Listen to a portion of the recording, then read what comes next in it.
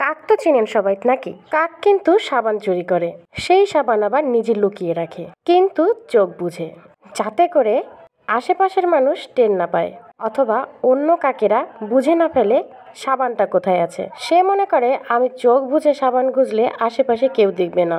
আমাদের সমাজে ঠিক এই ক্যাটাগরির কিছু মানুষ আছে, যারা মনে করে তারা যা করছে বা করেছে তা কেউ বুঝেনি, কিংবা মনেই নেই। এটা কখন বুঝবেন জানেন? যখন আপনার পকেটে টাকা থাকবে না। খেয়াল করে দেখবেন, আগে যারা সম্মান করত, আপনাকে ইনিয়ে বিনিয়ে কথা বলতো, নিজের স্বার্থ উদ্ধার করে নিত, কিংবা যেটার প্রয়োজন সেটা আপনার থেকে আদায় করে নিত, ঘন্টার পর ঘন্টা ফোনে কথা বলতো, অকারণেও আপনার খোঁজ নিত, আপনার যেটা খেতে ভালো লাগবে ঠিক সেটা খাওয়াতো, হুট করে দেখবেন এদের চরিত্রে পরিবর্তন এসেছে যখন আপনার অর্থনৈতিক প্রবলেম হয়েছে। এদের চারিত্রিক গুণাবলী টাকার এপার্ট আর ওপার্ট।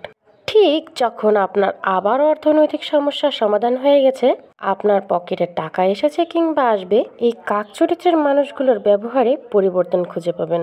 এরা তখন ভুলেই যাবে পূর্বে আপনার সাথে কি করেছিল। তারা তখন ডিরেক্ট কাক হয়ে যাবে।